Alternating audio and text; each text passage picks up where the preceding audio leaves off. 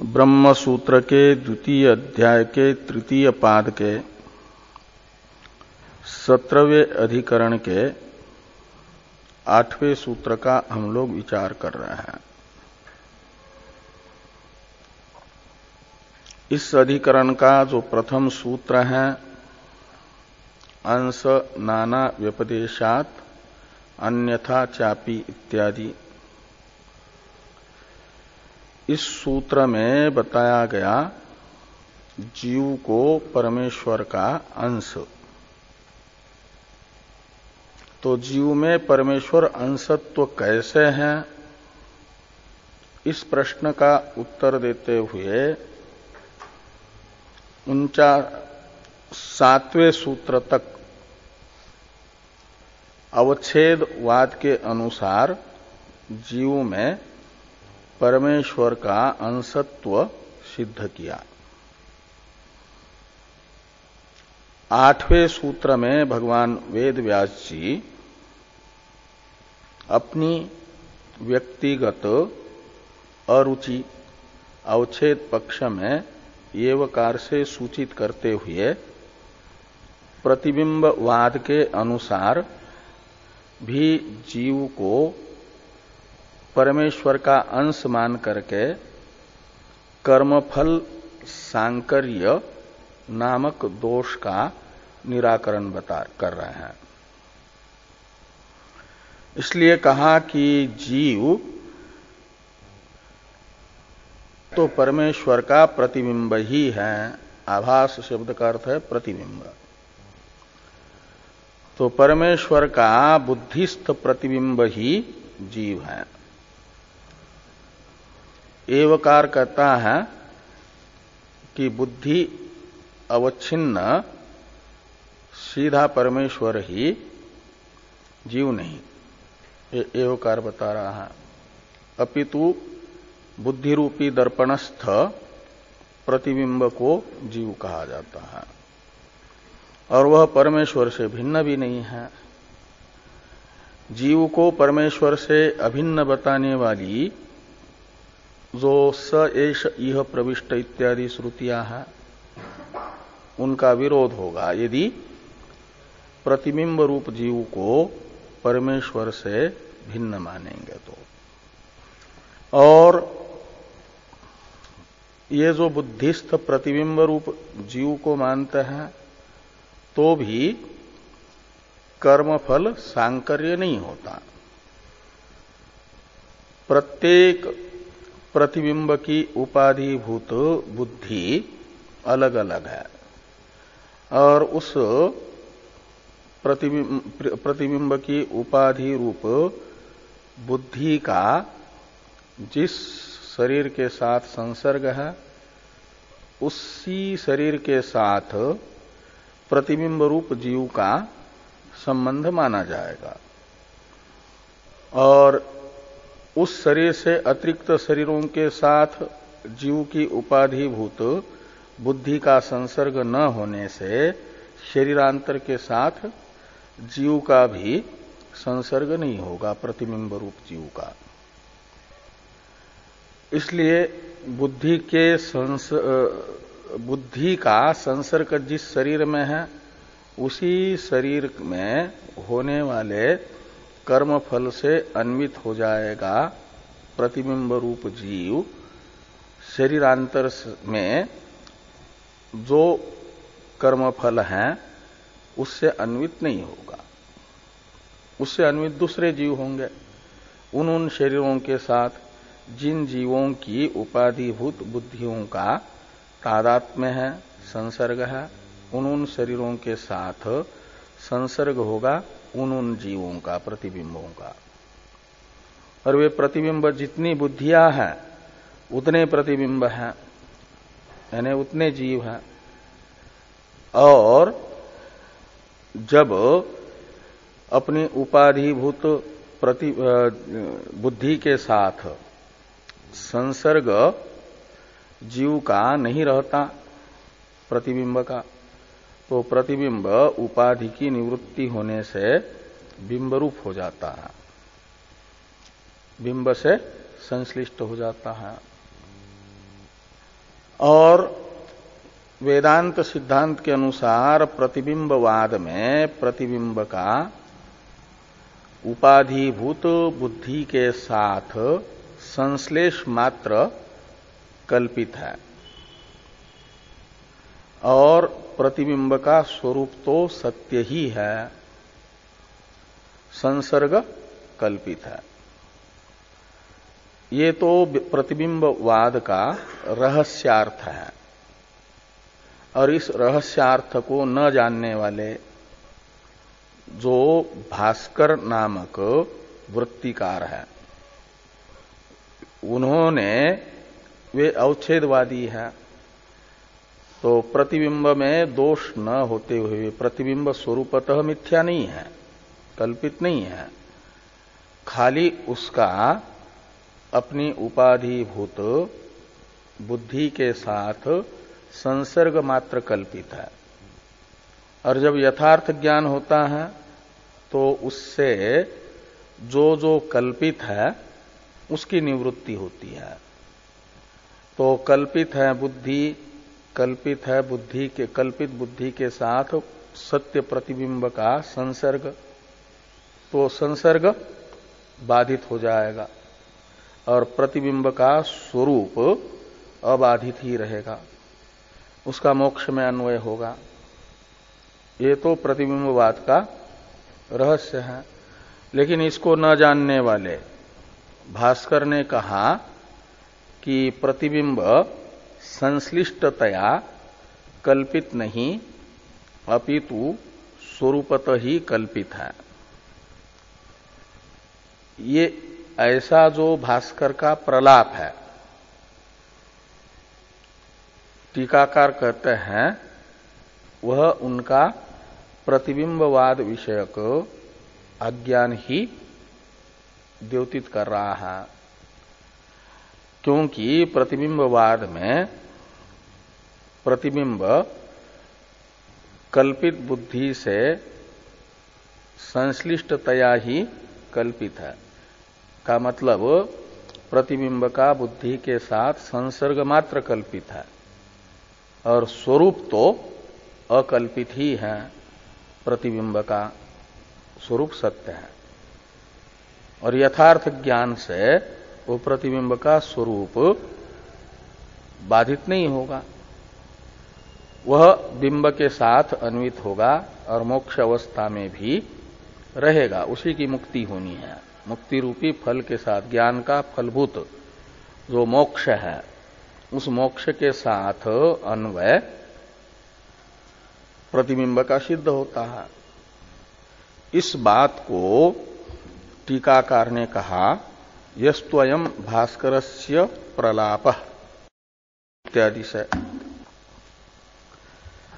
यस्त्वयं भास्करस्य प्रलाप प्रतिबिंबस्य नोपाधि संसृष्टतया कल्पितत्वं किंतु स्वरूपेण एव अतः कल्पित प्रतिबिंबस्य मुक्तो स्थित्ययोगात् न जीवत्वम इति इत्याकारक जो प्रलाप है, कहते स सिद्धांत रहस्य ज्ञान कृत इति उपेक्षणीय, उसकी तो उपेक्षा कर देनी चाहिए।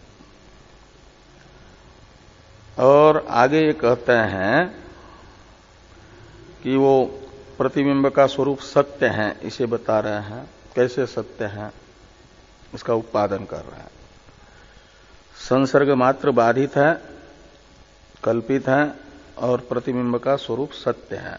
इस अर्थ का ये उपादन है कि यदि दर्पणे मुखम सुक्तौ रजत्वत् कल्पितम स्यात् तदा नेदम रजतम इति स्वरूप बाधवत नेदम मुखम इति बाध स्यात् अतो नास्ति दर्पणे मुखम इति संसर्ग मात्र बाधात मदीयम मुखम एव इदम इति अबाधित मुख अभेद अनुभवात संसृष्टत्वेन एव कल्पितत्वम प्रवेश वाक्यश्च अविकृत ब्रह्मण एव प्रतिबिंब भावाख्य प्रवेशोक्ते न स्वरूप कल्पना पराक्रांतंच अत्र दर्पण टीकायाम आचार्य ही इति उपरम्यते। इतना भी भास्कराचार्य के विषय में ही कथन है कि कहते हैं कि यदि जैसा भास्कर कहते हैं कि प्रतिबिंब स्वरूपतः कल्पित है, तो कहते हैं यदि प्रतिबिंब कल्पित होगा स्वरूपतः, तो जैसे शीप में चांदी कल्पित होता है स्वरूपतः, चांदी के स्वरूप का भ्रम हुआ, वहां चांदी तो है नहीं शीप में, रस्सी में सर्प नहीं है, सर्प का भ्रम है, वो सर्प का स्वरूप कल्पित है रस्सी में, और शीप में चांदी का स्वरूप कल्पित है जैसे, तो जो कल्पित होगा उसका निषेध होता है। बात का मतलब निषेध होता है कैसे कि नेदम रजतम, जब दूर से शीप उल्टी पड़ी हुई शीप चमक रही है तो चांदी का भ्रम हुआ, इदम रजतम ऐसा, और 50,000 रुपया किलो के आसपास पहुंची है चांदी, तो जल्दी दौड़ा कि चलो बड़ी शीप उल्टी पड़ी हुई और चमक रही तो 1-8 किलो चांदी तो है ही है, तो उठा ले इसको, और पास में गया और देखा तो वहां पर उल्टी पड़ी हुई शीप है, तो फिर उस शीप का ज्ञान होते ही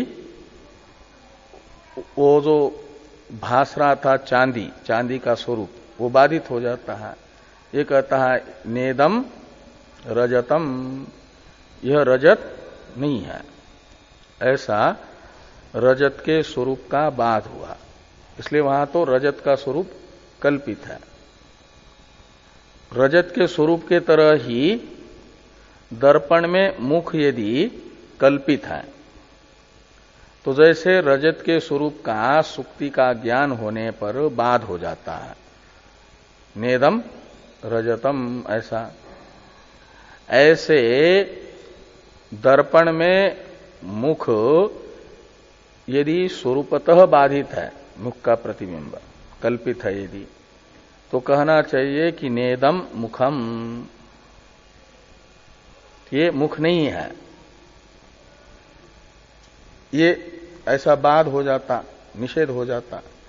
लेकिन दर्पण में मुख का निषेध नहीं होता, जो हम दर्पण में देख रहे हैं वह मुख नहीं है, ऐसा प्रतिबिंब में निषेध नहीं होता मुखत्व का, स्वरूप प्रतिबिंब के स्वरूप का बाध नहीं होता, निषेध नहीं होता। अपितु ये कहा जाता है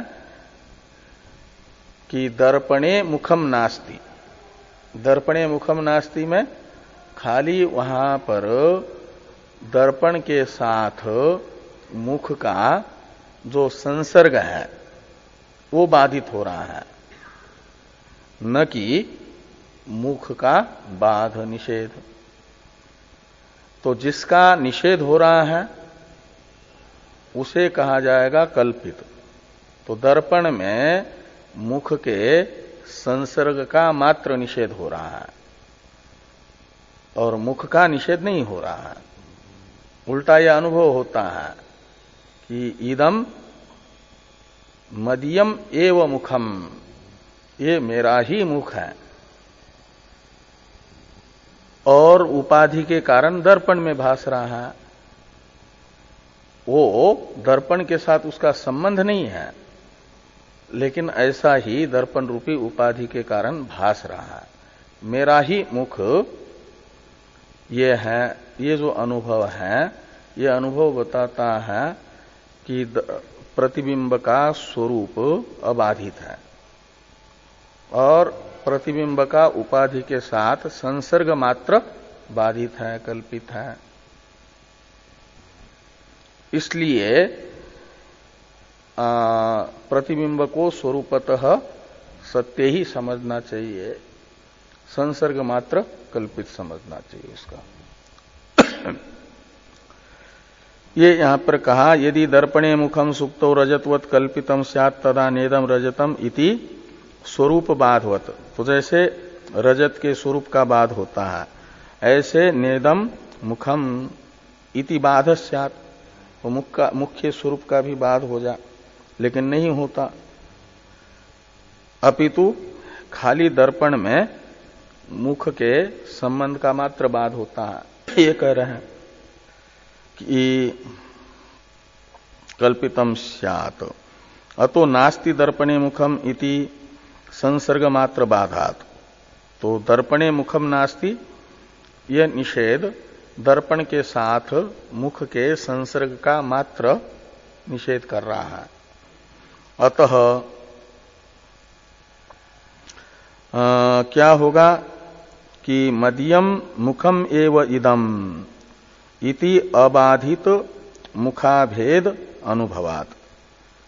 तो अपने मुख का तो बाध नहीं है, अपना मुख है अबाधित मुख, सत्य मुख। अबाधित का अर्थ होता है सत्य। बिंब रूप जो मुख है वो है सत्य मुख, और उसके साथ दर्पणस्थ मुख का अभेद प्रतीत हो रहा है, अनुभव में आ रहा है। मदीयम एव इदम मुखम, मेरा ही मुख दर्पण में दिख रहा है। तो अपना मुख तो बाधित नहीं है, अबाधित है। अबाधित मुख से अभिन्नता प्रतीत होने के कारण मुख के दर्पण में प्रतीयमान मुख को बाधित नहीं माना जाएगा।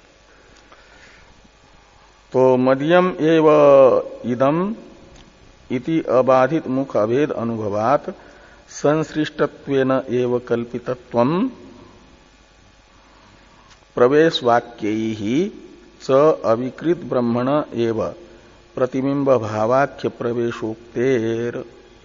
तो अविकृत ब्रह्म का ही प्रवेश, अविकृत ब्रह्म यानी निर्विकार ब्रह्म, जन्मादि विकारों से रहित जो ब्रह्म है उसी का प्रतिबिंब रूप प्रवेश स एष यह प्रविष्ट इत्यादि प्रवेश वाक्यों के द्वारा बताया जा रहा है। इसलिए ये जो सत्य मुख है उसी का दर्पण में प्रवेश माना जाएगा।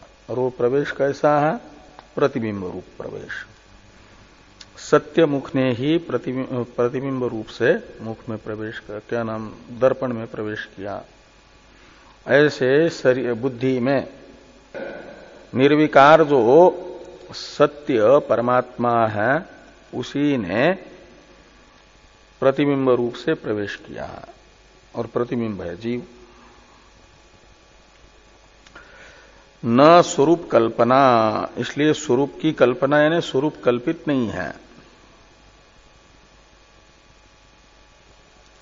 और ये जो भास्कर का सिद्धांत है प्रतिबिंब का स्वरूप कल्पित है करके दोषारोपण है, इसका अच्छी तरह से निराकरण दर्पण नामक टीका में आचार्य ने किया है। ये कहते हैं कि पराक्रांतंच अत्र दर्पण टीकायाम आचार्यई इति उपरम्यते। प्रतिबिंब को स्वरूपतः कल्पित मानने वाले के मत का अच्छी तरह से निराकरण, पराक्रांतम यानी मत का निराकरण कर दिया है, निरस्त है मत आचार्य के द्वारा ही दर्पण टीका में। इसलिए बहुत अधिक उनके मत का निराकरण करने के लिए हमें प्रयास करने की जरूरत नहीं है। इसलिए हम उपरत होते हैं उनके खंडन से। इति उपरम्यते अस्माभि, ये कहा गया। अब आगे कहते हैं कि एवं स्वमते स्वरूप ऐक्येपि उपहित जीव भेदात असांकर्यम उक्तम संप्रति सूत्रे चकार सूचितम परेशाम सांकर्यम वक्तुम उपक्रमते येषाम इत्यादिना। तो भाष्य में जो अब आगे वाला वाक्य आ रहा है, ये शांतु बहव आत्मान इत्यादि, इसकी अवतरण टीका है। और ये शांतु बहव आत्मान इत्यादि भाष्य वाक्य आ रहे हैं आगे के सूत्रस्थ जो तृतीय पद है, कौन है? च, इसकी व्याख्या। आभास एव, इन दो पदों की व्याख्या यहां तक हो गई। ब्रह्मात्म भावस्य उपदेशोपपत्ति, यहां तक का ग्रंथ है सूत्रस्थ आभास एव, इन दो पदों की व्याख्या। और आगे का जो अवशिष्ट भाष्य है वो है तृतीय पद की व्याख्या, च की। च के द्वारा सूचित अर्थ को बताने वाला ग्रंथ। इसलिए अवतरण लिखते हैं टीकाकार कि एवं स्वमते स्वरूप ऐक्येपि उपहित जीव भेदात असांकर्यम उक्तम। तो जो कर्मफल सांकर्य नामक दोष की आशंका पूर्व पक्ष के द्वारा की गई थी, उस आशंका का निराकरण कर दिया गया। जीव और ब्रह्म स्वरूपतः एक होने पर भी, स्वरूप ऐक्येति का अर्थ है पारमार्थिक स्वरूप जीव का ब्रह्म होने पर भी, ब्रह्म से जीव का परमार्थतः अभेद होने पर भी, जो जीव का औपाधिक स्वरूप है, प्रतिबिंब स्वरूप, वह अलग अलग है। और अलग अलग होने से बुद्धि रूपी उपाधि का संसर्ग जिस शरीर के साथ होगा, स्वर्गीय शरीर या नारकीय शरीर, उसी शरीर के साथ जीव का संसर्ग होगा, शरीरांतर के साथ संसर्ग नहीं होगा। इसलिए कर्मफल सांकर्य की आपत्ति नहीं आएगी, ये बता दिया गया। जीवों का आपस में भेद होने से, और जीवों का आपस में भेद उपाधि निमित्तक है। उपाधि भिन्न भिन्न होने से उन भिन्न भिन्न उपाधियों से उपहित जीवों का भी भेद है, ये बता दिया गया। अब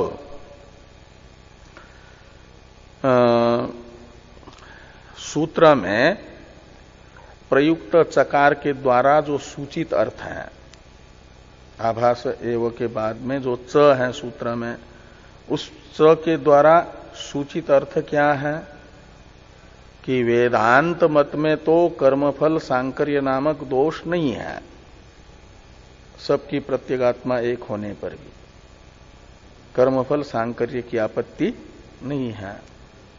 लेकिन अन्य के मत में ही कर्मफल सांकर्य नामक दोष प्राप्त होता है। ये कौन बता रहा है? सूत्रस्थ चकार, ये सूचित कर रहा है। ये हमारे मत में तो कर्मफल सांकर्य नहीं है वेदांतियों के, लेकिन सांख्य और वैशेषिकों के मत में ही ये कर्मफल सांकर्य नामक दोष आ जाता है। वो उस दोष से बच नहीं सकते, इसे च कह रहा है। ये च के द्वारा सूचित अर्थ है। इसलिए कहते हैं कि संप्रति सूत्रे चकार सूचितम परेशान सांकर्यम वक्तुम उपक्रमते। सूत्र में प्रयुक्त चकार के द्वारा सूचित जो कर्मफल सांकर्य नामक दोष है, वह वेदांत मत में नहीं, परेशान मते, ऐसा लगाना। परेशान शब्द से समझना दूसरों को। दूसरे कौन? सांख्य और वैशेषिक। तो सांख्य कहने से योगी भी आ गए, सांख्य और योगी के मत में, और वैशेषिक कहने से नैयायिक भी आ गए। तो वैशेषिक, नैयायिक एवं सांख्य योगी, इनके मत में ही ये कर्मफल सांकर्य नामक दोष आ जाता है। ऐसा च के द्वारा सूचित किया जा रहा है, सूचना दी जा रही है। और कैसे आता है? इसे च ने तो खाली सूचना मात्र दी, वो सूचना संक्षेप में है, उसको समझने का सामर्थ्य हम लोगों की बुद्धि में है ही नहीं। तो भाष्यकार भगवान वो च के द्वारा सूचित जो सांख्य योगी वैशेषिक और नैयायिकों के मत में कर्मफल सांकर्य है, उन्हें भास रहा है, प्रतीत हो रहा है, ज्ञात हो रहा है च के द्वारा सूचित सांकर्य, उसे कृपा करके हम लोगों को बता रहे हैं। किस लिए कि जो निर्दोष वेदांत मत में दोषारोपण करते हैं सांख्य योगी और वैशेषिक नैयायिक भेदवादी, उनको वेदांत मत में कोई दोष न होने पर भी दोष दिखता है और उनके मत में विद्यमान दोष भी उन्हें नहीं दिखता। कहते हैं ना, अपने आंख में विद्यमान कीचड़ तो नहीं दिखता और दूसरों के आंख में थोड़ा भी कुछ हो तो देख लेता है व्यक्ति। तो ऐसे इन वैशेषिक और सांख्यों के मत में ही वो दोष है जो वेदांत मत में देख रहे हैं दोष, ये च बता रहा है। और उस च के द्वारा सूचित दोष को भाष्यकार भगवान ने जान लिया और वो आगे वाले ग्रंथ से हमें बता रहे हैं। क्यों बता रहे दूसरों का दोष? अच्छा है दूसरों का दोष हमको ज्ञात नहीं है तो ये कहा जाता है दूसरों के दोष मत देखो। और ये हमारे आचार्य लोग ही सूत्रकार और भाष्यकार आचार्य हैं कि नहीं, और वो हमको तो कहते हैं कि दूसरों के दोष मत देखो और स्वयं ही हमको बिठा करके समझाते हैं च शब्द के प्रयोग के द्वारा। तो ये शांतु इत्यादि लंबी चौड़ी व्याख्या लिख करके तो बिठा करके समझाएंगे तो उनका अर्थ हमको उन वाक्यों का समझ में आएगा, तो बुद्धि में दोष दिखेगा कि नहीं उनका। और इधर कहते कि दूसरों का दोष मत देखो और स्वयं ही हमको बिठा करके समझाते हैं कि ये देखो उनके मत में ये दोष है। तो ये आचरण ठीक है क्या आचार्यों का? है? तो आचरण ठीक ही है, वो हितैषी है हमारे। और यदि हमें जैसे बच्चे को लकड़ी जो है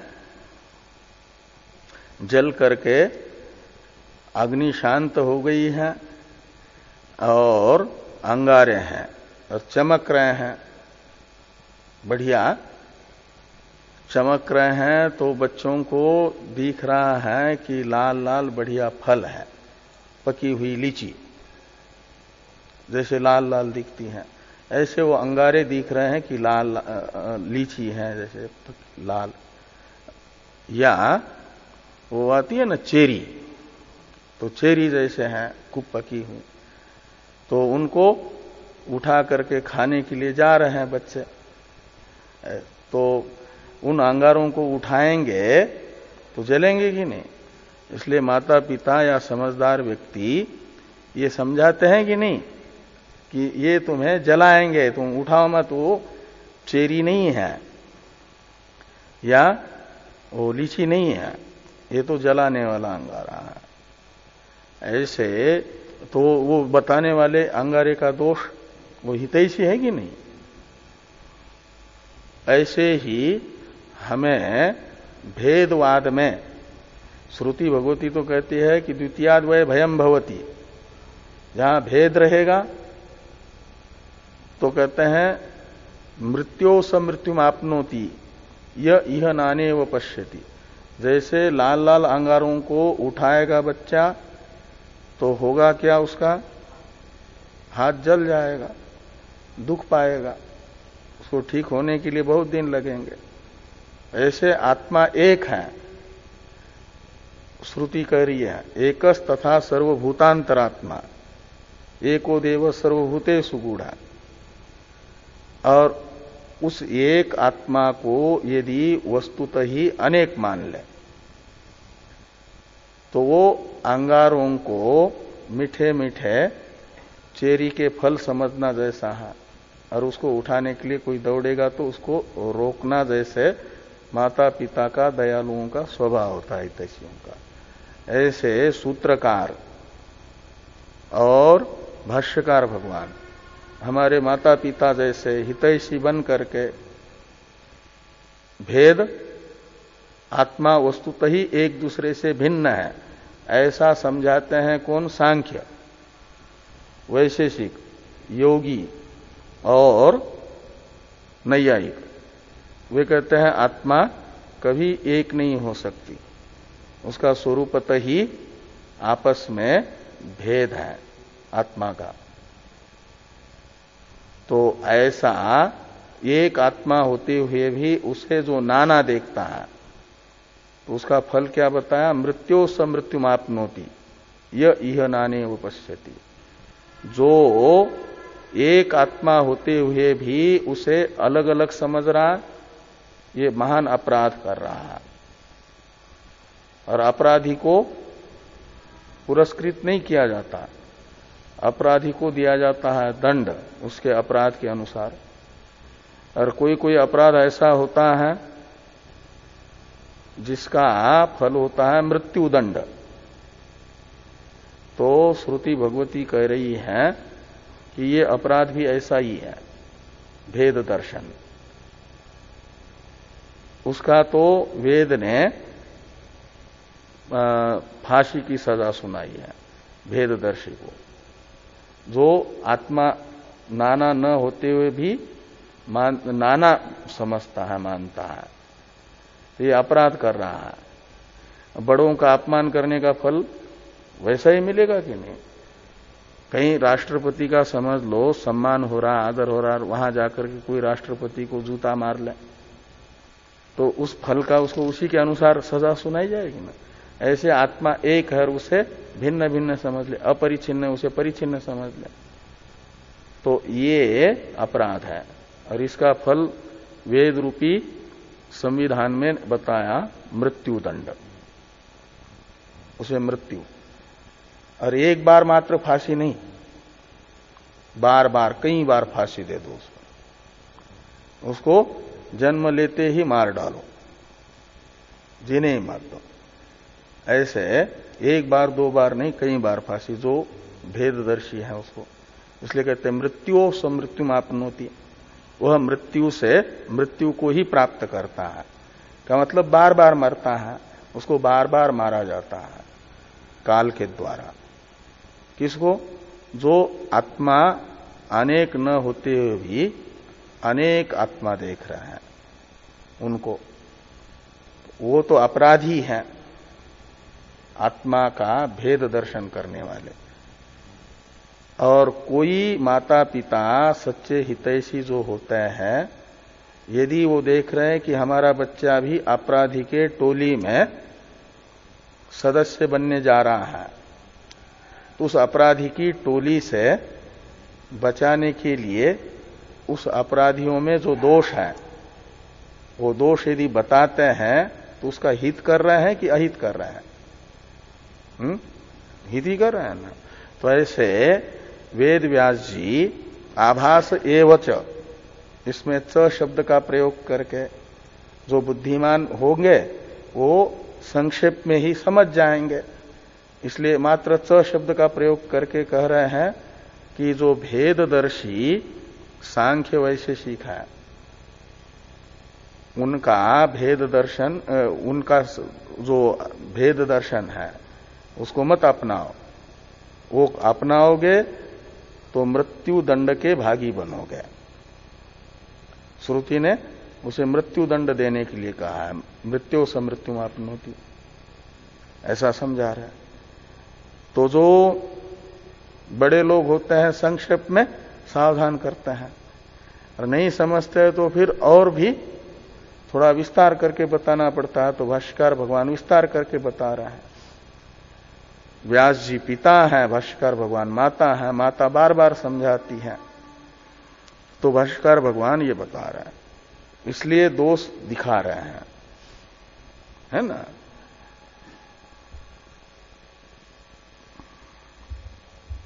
तो ये कहते हैं कि संप्रति सूत्रे चकार सूचितम परेशान सांकर्यम वक्तुम उपक्रमते। सांकर्य नाम दूसरे के मत में ही, यानी सांख्य वैशेषिकों के भेददर्शी के मत में ही कर्मफल सांकर्य नामक दोष हैं, उन्हीं का मत सदोष है। इसलिए उस टोली में मत जाओ। दोषवान के साथ दिखोगे, चोर के साथ सज्जन व्यक्ति दिखेगा तो भी लोग उसे चोर ही मान लेंगे। ऐसा होता है कि नहीं? इसलिए कहते उधर मत जाओ। ये शाम इत्यादि से ही बताया जा रहा है। तो आगे हैं ये शांतु बहव भाष्य में बहव आत्मान तेच सर्वेग सर्वगता तेषाम एव एस व्यतिकरः प्राप्नोति। तो येषाम बहव आत्मान, तो जिनके मत में आत्मा एक नहीं अपितु स्वरूपतः ही आत्मा अनेक है, आत्मभेद है, और वे सब के सब भिन्न भिन्न आत्मा सर्वगत है यानी व्यापक है, ऐसा जो मानते हैं कहते तेषाम एव व्यतिकर, एस व्यतिकर, व्यतिकर यानी कर्मफल सांकर्य नामक ये दोष उन्हीं के मत में आता है। ये कहा तो किनके मत में अनेक आत्मा है और व्यापक है? सांख्यों के मत में आत्मा का स्वरूपतः ही भेद है और एक नहीं है, वो अनेक है। और सांख्य जैसा मानते हैं आत्मा को वैसा ही योगी भी मानते हैं। और वैशेषिक नैयायिक आत्मा को मानते हैं परस्पर भिन्न, अनेक और विभु। 9 द्रव्य में से एक द्रव्य है ना आत्मा, 8वां द्रव्य है। कितने द्रव्य हैं? 9 द्रव्य हैं। कौन कौन है 9 द्रव्य? पृथ्वी, जल, तेज, वायु, आकाश, काल, दिशा, आत्मा और मन। ये 9 द्रव्य हैं वैशेषिकों के मत में। और आत्मा नाम का जो द्रव्य है उसके अवान्तर फिर 2 भेद। ज्ञानाधिकरणम आत्मा, ये आत्मा का लक्षण है, और सच द्विविधा, वो 2 प्रकार का है, परमात्मा और जीवात्मा। और परमात्मा एक है, सर्वज्ञ है, और जीवात्मा अनेक है उनके यहां वैशेषिकों के। ये सब तर्क संग्रह के मूल की पंक्तियां हैं। ज्ञानाधिकरणम आत्मा सच द्विधा जीवात्मा परमात्मा च तत्र परमात्मा सर्वज्ञ एक एव और जीवात्मा अनेक है और सब के सब विभु हैं। अनेक है और विभु है। विभु है का मतलब सर्वगत है, व्यापक है, सब जगह है, सब आत्मा। ऐसा वैशेषिक भी मानते हैं। जैसा वैशेषिक मानते हैं ऐसा ही नैयायिक भी मानते हैं। तो ये जो 4 दर्शनकार हैं, कुल आस्तिक 6 दर्शन है ना। कौन कौन 6 दर्शन है?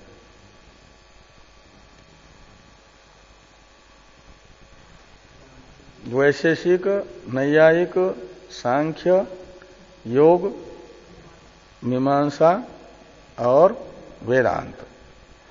ये हैं 6 दर्शन। उनमें ये सांख्य जो है और वैशेषिक नैयायिक योगी मानते हैं आत्मा स्वरूपतः अनेक है और सर्वगत है। मीमांसक भी अनेक ही मानते हैं आत्मा को।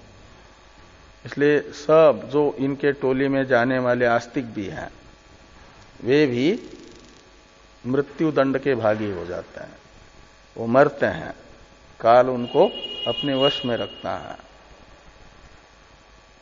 और जो आत्मा एक है और एक ही मानते हैं वो है वेदांती। वो फिर कभी नहीं मरते, उनको पुरस्कृत कहा। आत्मा के यथार्थ स्वरूप को जानता है तो वेद के अनुसार समझ रहा है, रह रहा है। इसलिए वेद ने जैसा आत्मा का स्वरूप बताया वैसा ही आत्मा का स्वरूप अनुभव करते हैं, तो उन्हें पुरस्कार दिया जाता है। और वो पुरस्कार है परमात्मा उनको अपना स्वरूप बना देता है। ब्रह्मवेद ब्रह्मैव भवति। परमात्मा और जीवात्मा अलग अलग नहीं अपितु एक है, ऐसा अनुभव जिन करते हैं उन्हें परमात्मा अपने से अलग नहीं रखते, अपने में मिला लेते। जैसे दरिया नदी को, जो अपनी दरिया की शरण लेती है नदी, तो दरिया उसे अपने से अलग नहीं रखता, अपने में मिला लेता है। और जो शरण में नहीं आती उसे अलग ही रखता है और कहता है भटकते जाओ भटकते जाओ। तो वो पानी फिर भटकता ही रहता। जो बिंदु सिंधु से नहीं मिलता वो भटकता ही रहता है कि नहीं, और सिंधु से मिल जाता है उसका भटकाव समाप्त हो जाता है। ऐसे वेद आत्मा का जैसा स्वरूप बता रहा है वैसा ही स्वरूप आत्मा यानी स्वयं हम, और हमारा स्वरूप वेद जैसा बता रहा है वैसा ही हम अपने आप को समझ लेते हैं। तो परमात्मा रूपी दरिया जीव रूपी जो बिंदु है उसे अपना लेता है, सिंधु रूप बना देता है। और भगवान वेद व्यास जी भाष्यकार भगवान ये चाहते हैं कि मनुष्य शरीर में आए हुए प्रत्येक जीव रूपी जो जल के बिंदु हैं वे बिंदु ही न रहे अपितु सिंधु बन जाए। इस अभिप्राय से ये सब लिखा जा रहा है। भेद में जो दोष है भेद दर्शन में वो बताया जा रहा है। तो जिनके मत में आत्मा अनेक है और सर्वगत है उन्हीं के मत में यह व्यतिकर प्राप्त होता है, कर्मफल सांकर्य प्राप्त होता है। तो विद्यार्थी ने कहा सब तो एक जैसे आस्तिक नहीं होते, नहीं इतना समझाने पर भी भाष्यकार भगवान और सूत्रकार हमारे हितैषी हैं, लेकिन कहीं श्रद्धा की कमी हो तो ये लगता है कि नहीं ये हमको भटकाया जा रहा है। तो पूछ लेते हैं कथम, तो कैसे उनके मत में दोष है, कर्मफल सांकर्य है, ये कथम करके प्रश्न किया एक विद्यार्थी ने। तो उसका उत्तर दे रहे, उसको समझा रहे हैं। अब फिर विस्तार से बताना ही पड़ेगा ना, जो अपनी बुद्धि जैसा बताया उसको ठीक से उसमें दोष है ये बताया और मान ले यदि कि हाँ दोष है तो उसको प्रश्न ही नहीं होगा। और कैसे दोष है ये पूछा का मतलब पहले वाक्य पर थोड़ा कहीं न कहीं विश्वास की कमी है, तो उसको समझाना पड़ेगा इसी प्रकार दोष है, तब जाकर के समझेगा। इसके लिए फिर कथम ये प्रश्न जिस विद्यार्थी ने किया उस विद्यार्थी को सांख्य मत में और वैशेषिक मत में कैसे दोष हैं इसे समझा रहे हैं भाष्यकार भगवान। वेद व्यास जी ने यह सब शब्द से सूचित किया है।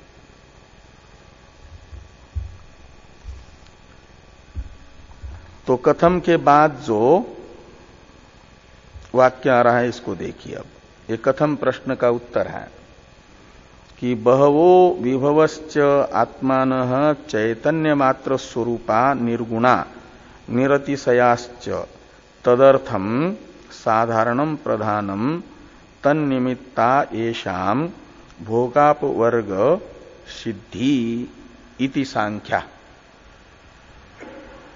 तो सांख्यों का ऐसा मानना है, सांख्यों के मत के अनुसार ऐसी व्यवस्था है।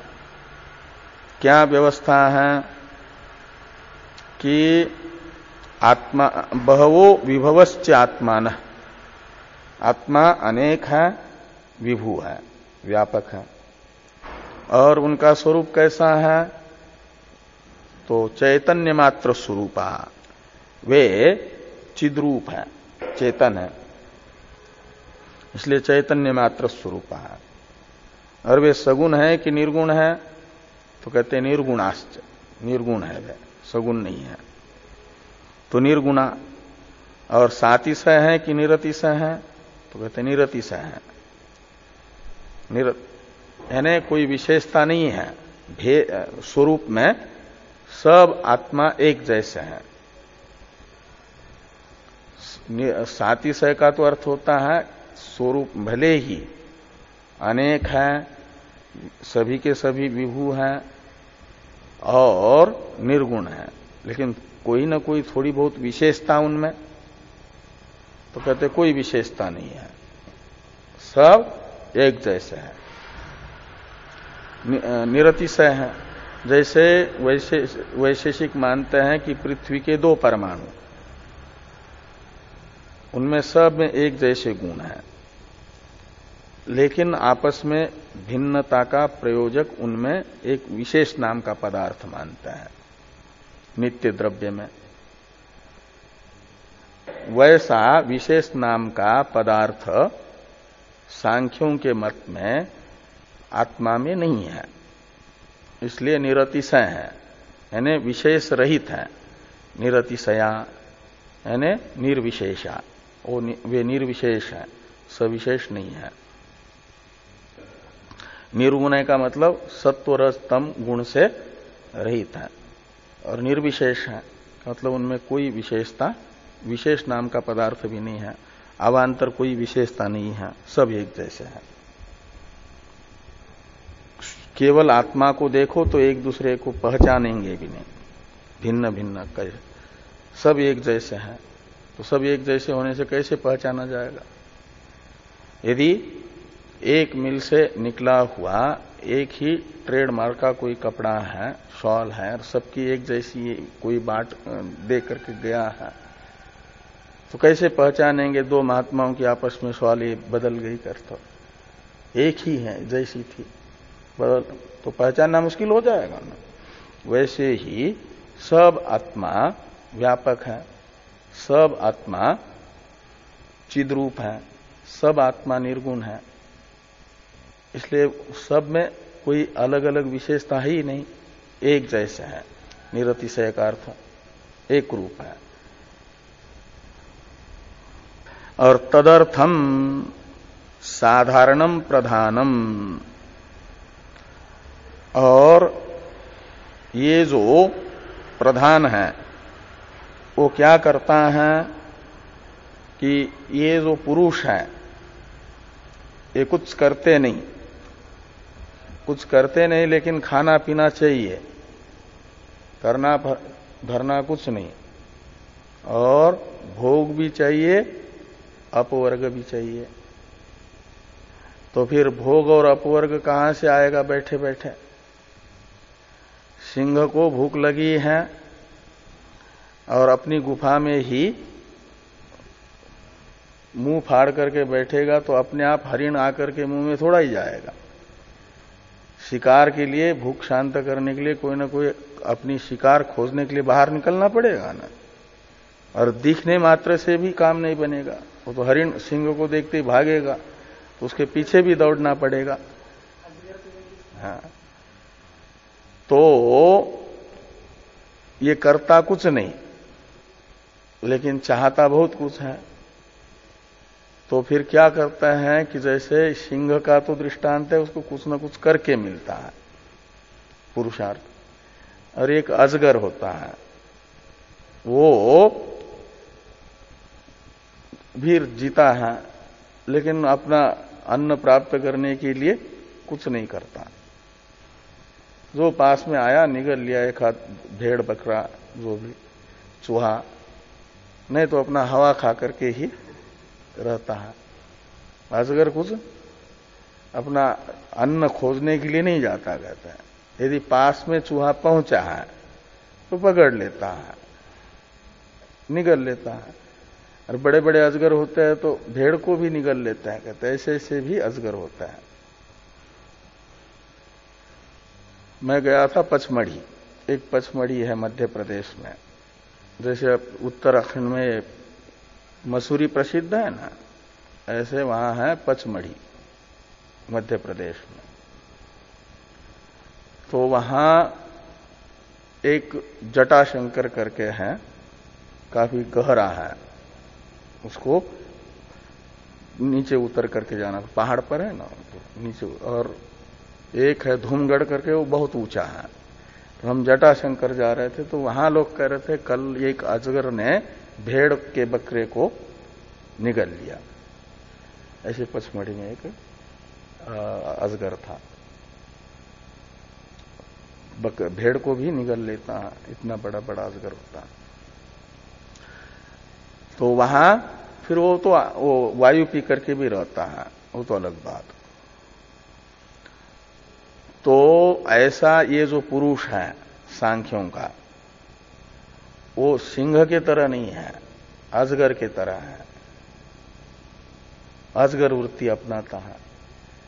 तो फिर जो अजगर वृत्ति अपनाता है उसकी चिंता भी परमेश्वर को होती है, प्रकृति करती है चिंता। तो इसलिए कहा कि तदर्थम साधारणम प्रधानम,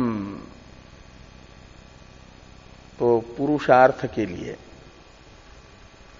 उस पुरुष को जो चेतन है और भोग अपवर्ग चाहता है, उसे भोग और अपवर्ग प्रदान करने के लिए, अपने भोग और अपवर्ग के लिए पुरुष कुछ प्रवृत्ति नहीं करता। तो फिर प्रकृति स्वयं प्रधान है। प्रकृति वह पुरुष को भोग और अपवर्ग देने के लिए, भोग कहते हैं सांसारिक सुविधाएं और अपवर्ग कहते हैं मोक्ष को। पवर्ग शब्द का, पवर्ग का अर्थ होता है, पवर्ग जानते हो कि नहीं? हाँ, प ह ब भ म, इसे कहा जाता है पवर्ग। 5 वर्ण है उसमें। क वर्ग कहा जाता है क ख ग घ ङ, और पवर्ग कहा जाता है प फ ब भ म को। तो इसमें से प का अर्थ होता है पाप, फ का अर्थ होता है फल, प यानी पाप, फ यानी फल। प वर्ग में पहला जो अक्षर है प, उसका अर्थ होता है पाप, फ का अर्थ होता है फल, और ब का अर्थ होता है बंधन, और भ का अर्थ होता है भय, और म का अर्थ होता है मरण। प वर्ग का मतलब पाप, पाप का फल, और दुख है पाप का फल, और बंधन, और भय, और मरण। ये जिसमें होते हैं वो तो सपवर्ग कहलाता है, पवर्ग सहित कहलाता है। और ये जिसमें नहीं है, अपवर्ग है ना, अपवर्ग, उसमें अ का अर्थ निकलता है अभाव। तो प वर्ग का अभाव जिसमें है उसे कहते हैं अपवर्ग। तो प वर्ग तो ये 5 है, और इसका अभाव है कहा? मोक्ष में। मोक्ष में पाप नहीं होता, मोक्ष है ब्रह्म भावश्च मोक्ष, ब्रह्म स्वरूप है, परमात्मा का स्वरूप है मोक्ष। परमात्मा में कोई पाप नहीं होता, अपहत पापमा है, वो पाप रहित है। अपवर्ग है का मतलब पाप रहित है, और उसमें पाप का फल दुख भी नहीं होता, इसलिए वो निर्दुख है, दुख रहित है। दुखालय तो संसार है ना, और परमात्मा दुख रहित है, फल रहित है। और ब का अर्थ होता है बंधन, तो परमात्मा तो नित्य मुक्त है, तो बंधन रहित है, अपवर्ग है का मतलब। और अभय है, वो भय रहित है। जब आत्मा का ज्ञान हुआ जनक को याज्ञवल्क्य जी के द्वारा, तो याज्ञवल्क्य जी जनक को कहते हैं कि अभयम वे जनको प्राप्तोसी, हे जनक तुम अभय को प्राप्त हुए हो। ऐसा होता है ना। और ब्रह्म मरता है कि नहीं? ब्रह्म मरता भी नहीं, इसलिए वहां मरण भी नहीं है। तो वो है अपवर्ग मोक्ष, ब्रह्म भाव। तो जो पुरुष अपवर्ग चाहते हैं उनको अपवर्ग देने के लिए प्रकृति करती रहती है कुछ न कुछ कार्य। और जो चाहते हैं भोग, इसी संसार में रह करके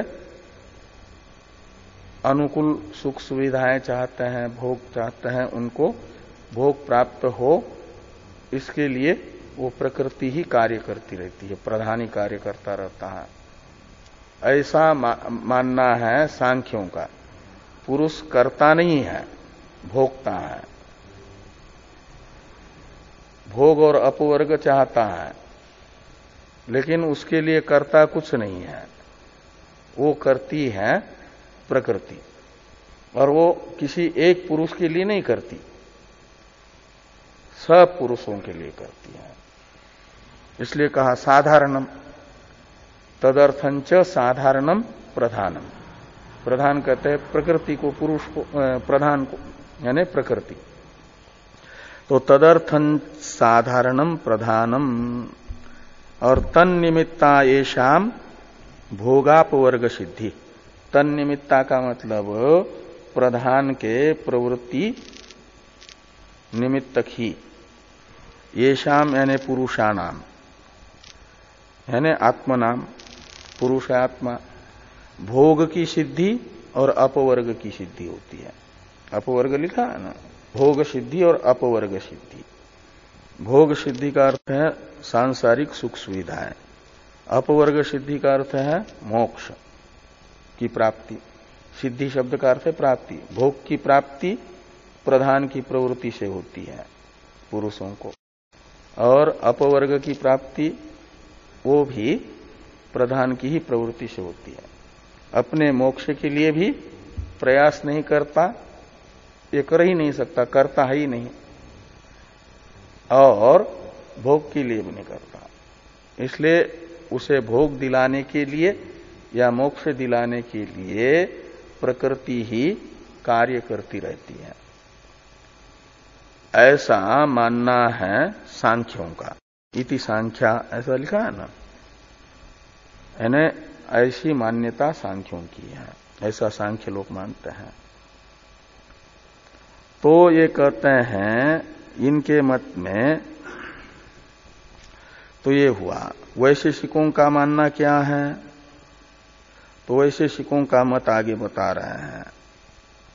सती बहुत्वे विभुत्वे च घट कुड्यादि समाना द्रव्य मात्र स्वरूपा स्वतो अचेतना आत्मानः तद उपकरणानि चानुनि मनांसि अचेतनानि तत्र आत्मद्रव्याणाम मनोद्रव्याणां च संयोगात् नव इच्छादयो वैशेषिकाः आत्मगुणा उत्पद्यन्ते ते च अव्यतिकरेण प्रत्येकम् आत्मसु समवयन्ति स संसारः तेषां नवानाम् आत्मगुणानाम अत्यंत अनुत्पादो मोक्ष इति काणादा।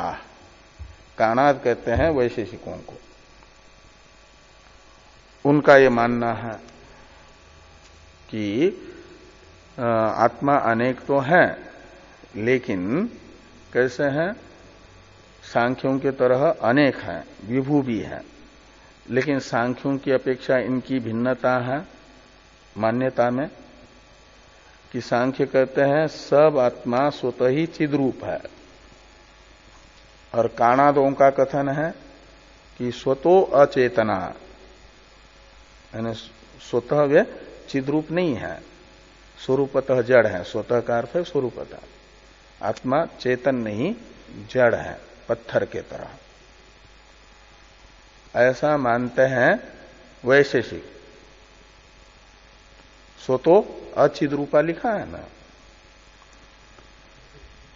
हाँ, स्वतो अचेतना, स्वतो है और आगे अचेतना था, एंग पदांतदति से पूर्व हुआ है, इसलिए अवखंड का चिन्ह है ना। तो पदच्छेद करेंगे तो क्या निकालेंगे? अचेतना। स्वतः यानी स्वरूपतः, स्वरूपतः तो आत्मा अचेतन है। और कैसे हैं? तो जैसे घट, कुड्य आदि, यानी दीवाल आदि, ये कैसे हैं? द्रव्य मात्र रूप है। घट ये पृथ्वी है ना, घट, पृथ्वी, दीवाल, ये सब पृथ्वी रूप द्रव्य हैं। ऐसे आत्मा भी द्रव्य मात्र रूप है, द्रव्य मात्र स्वरूपा। और स्वतो अचेतना, घटादि के तरह ही स्वतः अचेतन है आत्मा। और तद उपकरणानि च अनुनि मनांसी, और आत्माओं का उपकरण है वो कौन? मन। और वह मन है परमाणु रूप, नवम द्रव्य, वो उपकरण है। और वो मन भी कैसे है? अचेतनानी, अचेतनानी मनांसी तद उपकरणानी। आत्मा भी अचेतन और उसका उपकरण जो मन है वह भी अचेतन। लेकिन इन दोनों के संयोग से चैतन्य उत्पन्न होता है। अचेतन उपकरण रूप मन, परमाणु रूप, और विभू जो अचेतन आत्मा, इन दोनों का एक विशेष संयोग होता है। तो आत्मा में बुद्धि नामक चैतन्य उत्पन्न होता है। बुद्धि कहते हैं ज्ञान को, और वो ज्ञान ही चैतन्य है। और उस चैतन्य का अधिकरण है आत्मा, इसलिए ज्ञानाधिकरणम आत्मा। ज्ञान है चैतन्य, और वो चैतन्य उत्पन्न होता है आत्मा में। कब? आत्ममनस संयोग से। ऐसा वैशेषिकों का मानना है। हाँ, तो तत्र आत्मद्रव्याणाम मनोद्रव्याणांच संयोगात, तो आत्मा रूप द्रव्य और मन रूपी द्रव्य का जब आपस में संयोग होता है तो ज्ञान रूप द्रव्य भी उत्पन्न होता है, ज्ञान रूप गुण भी उत्पन्न होता है, वो चैतन्य है। और इच्छादि भी उत्पन्न होते हैं, वे नव हैं। इसलिए कहते हैं नव इच्छादयो वैशेषिका आत्मगुणा उत्पद्यन्ते। उनके यहां 24 गुण हैं, उनमें से कुछ हैं सामान्य गुण। सामान्य गुण कहा जाता है सभी नौ द्रव्य में रहने वाले साधारण गुणों को, और कुछ असाधारण गुण हैं उनको विशेष गुण कहा जाता है। वे सब द्रव्य में नहीं रहते, कुछ कुछ द्रव्य में रहेंगे, कुछ में नहीं रहेंगे।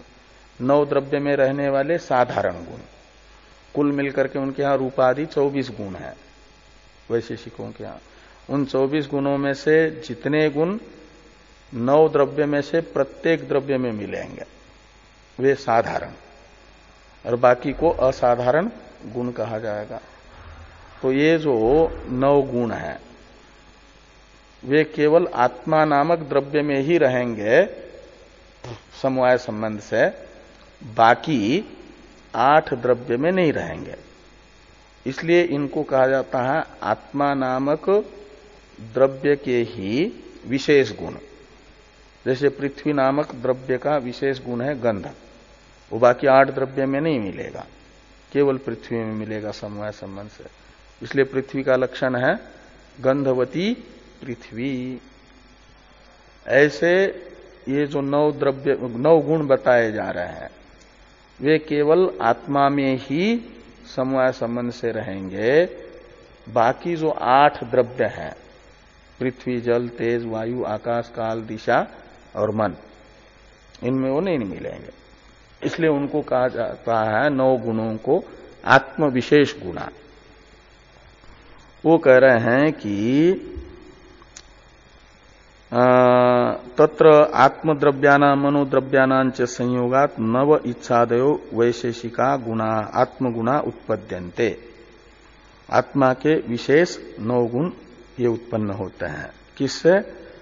आत्मा और मन के संयोग से। और तेच अव्यतिरेकेन प्रत्येकम आत्मसु समवयंती स संसार। और ये 9 गुण जो हैं प्रत्येक आत्मा में रहते हैं समवाय संबंध से।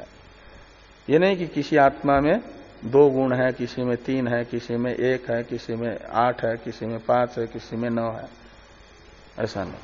प्रत्येक आत्मा में ये 9 गुण रहते हैं।